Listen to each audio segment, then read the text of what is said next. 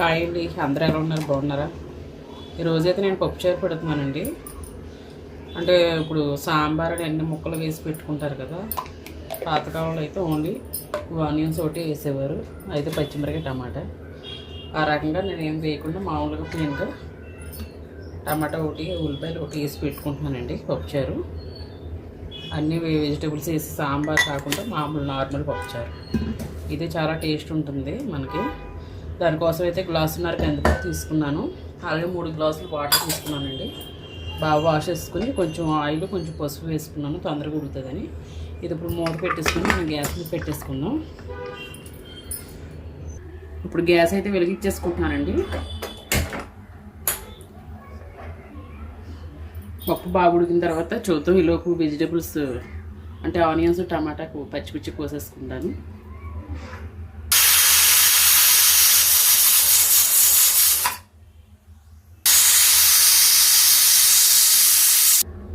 ఇదిగోండి, పప్పు అయితే బాగా ఉడికిపోయింది. నేను పప్పు గుంటతో బాగా మెదిపేసుకున్నానండి. ఇప్పుడైతే టమాటాలు ఉల్లిపాయలు వేసేసుకుందాం. అవి కొంచెం ఉడికిన తర్వాత అప్పుడు చింతపండు పులుపు అనేది వేసుకుంటాను. ఎందుకంటే పులుపు తగిలితే తొందరగా ఉడకవు కదా. ఆనియన్స్ ఉన్నాయి, పూర్వకాలం ఇలాగే పప్పుచారులు చిన్న చిన్న ఆనియన్స్ ఉంటే వేసేవారు కదా. ఉన్న వాటిలో కొంచెం చిన్నవి వేసుకుంటున్నాను నేను.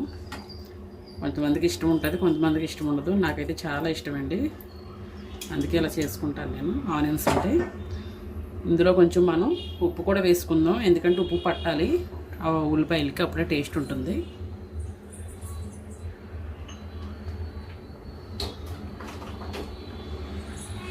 అయితే కొంచెం ఉప్పు వేసుకుందామండి.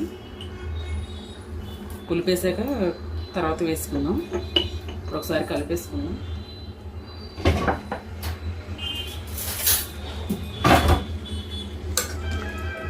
ఒక ఉడికిన తర్వాత అప్పుడు పులుపు వేసుకుందామండి. ఎందుకంటే ఆనియన్స్ మనం ఉల్లిపాయ పలంగా వేసుకున్నాం కదా, ఉల్లిపాయలు అవి కొంచెం ఉడకాలి. పులుపు ముందు వేసేసుకుంటే ఇవి ఉడకడానికి టైం పడుతుంది, టైం వేస్ట్ అండి. కొంచెం ఉడికిన తర్వాత పులుపు వేసుకుందాం. ఉడికిన తర్వాత చూద్దాం. చూసారా, ఉడుకు పట్టింది, ఉడుకుతున్నాయి. ఇలాగే కొంచెం సిమ్లో పెట్టుకుని ఉడకబెట్టుకోవాలండి. తర్వాత పులుపు వేసుకుందాం మనం. ఉల్లిపాయలు ఉడికినాయండి. ఇప్పుడైతే చింతపండు రసం వేసేసుకుంటున్నాను. వేడి నీళ్ళు వేసి నానబెట్టుకున్నానండి. ఒకేసారి మనం పక్కన రసం తీసి పెట్టేసుకుంటే తొందరగా అయిపోతుంది పని. అలాగే ఇంకొంచెం వాటర్ వేసుకుందామండి. కొంచెం వాటర్ అనేది వేసుకుంటున్నాను, ఎందుకంటే మరగాలి కదా, మరిగేసరికి మనకు సరిపోతుంది.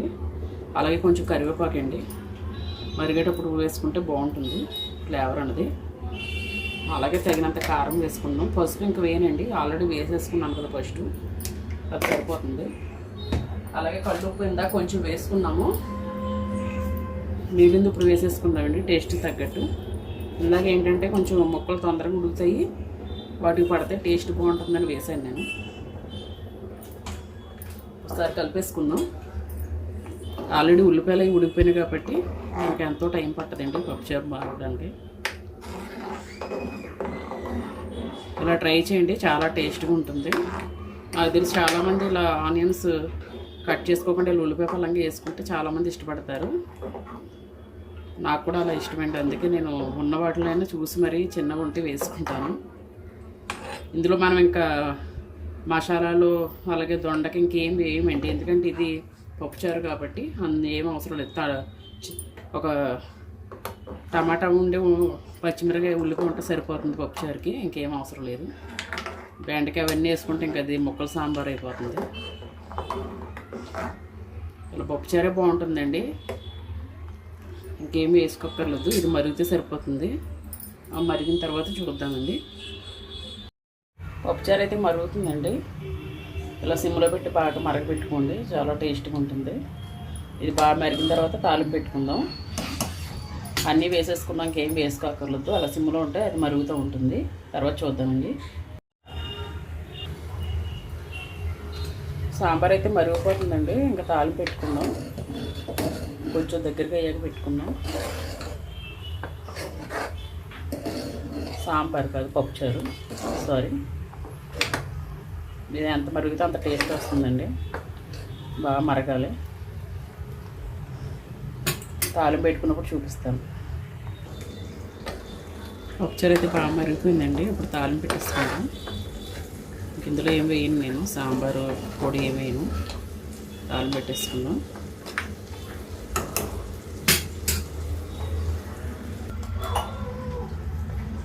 కొంచెం కొబ్బరి కూర వేసుకుందామండి.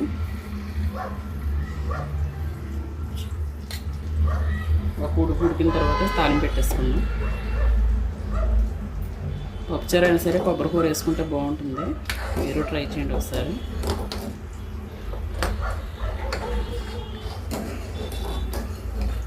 ఒకవేళ రేపటికి నిలవన్నా కూడా స్మెల్ రాకూడదంటే పప్పుచారు ఆ కొబ్బరి అన్నది ఉడకాలండి, దాంట్లోనే పెంచుతాను. ఒక ఉడికిన తర్వాత అప్పుడు తాలింపు పెట్టుకుందాం. ఇప్పుడైతే తాలింపు పెట్టేసుకుందామండి. పప్పుచారు ఆయిల్ వేసుకుందాం.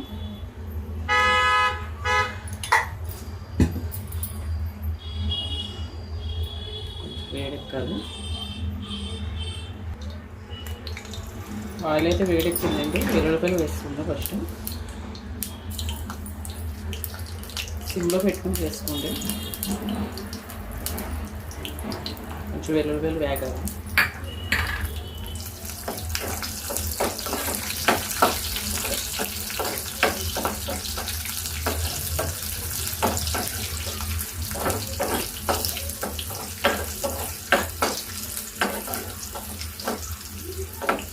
పప్పుచారులో కాంబినేషన్ ఏదైనా ఫ్రై పెట్టుకున్నా, లేదంటే ఆమ్లెట్ వేసుకున్నా, కోడిగుడ్డు పొరటు చేసుకున్నా చాలా బాగుంటుంది. మీరు కూడా ఒకసారి ట్రై చేయండి. సాంబార్ కంటే పప్పుచారు చాలా టేస్ట్గా ఉంటుంది. మనం ఎందుకంటే ఎటువంటి మసాలాలు వాడాం కాబట్టి అందులో పౌడర్ ఏది వేయం. న్యాచురల్గా పాతకాలంలో ఎలా చేస్తారో అలా చేసుకుంటే చాలా టేస్ట్ ఉంటుంది. వెల్లుల్లిపాయలు బాగా చిన్నవి కాబట్టి తొందరగా వేగియండి. ఆయిల్ కూడా బాగా వేడెక్కున్నాయి కాబట్టి కలర్ చేంజ్ అయ్యి. ఇప్పుడు జీలకర్ర, ఆవాలు, ఎండుమిర్చి, కొన్ని మెంతులు, కరివేపాకు దగ్గరికి మూత పెట్టేసుకోండి. మీద పొల్లగా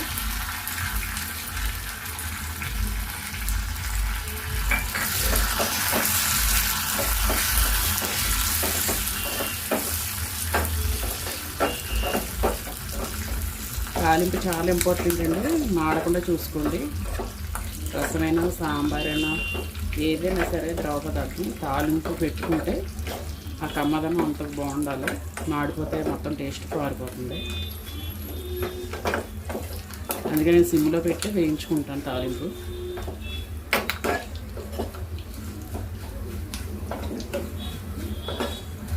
అన్నీ కలిపి ఒకేసారి రెడీ చేసి పెట్టుకుంటే తాలింపుకి ఇవి మాడకుండా ఉంటాయండి. ముందే పోపు రెడీ చేసి పెట్టుకుంటే ఒక్కొక్కటి వేసుకుంటే లోపు అన్నీ మాడిపోతూ ఉంటాయి. ఎందుకంటే ముందే వేడెక్కుంటుంది కదా పాను. ఇప్పుడైతే తాలింపు వేసేసుకుందాం. లాస్ట్లో కొంచెం హైలో పెట్టుకుని వేడెక్కుతుంది. తాలింపు అయితే వేసేసుకుందాం. మూత పెట్టేసుకుందాం ఒక్క సెకండ్. ఫ్లేవర్ అన్నది బయటకు పోకుండా ఉంటుంది. ఇప్పుడు మళ్ళీ కొంచెం ఇందులో వేసుకుని కలిపి మూత పెట్టేసుకోండి. అంతే. వెంటనే మూత పెట్టుకోవాలండి. మూత పెట్టుకుంటే ఆ ఫ్లేవర్ అనేది ఎటు కాకుండా పోకుండా ఉంటుంది.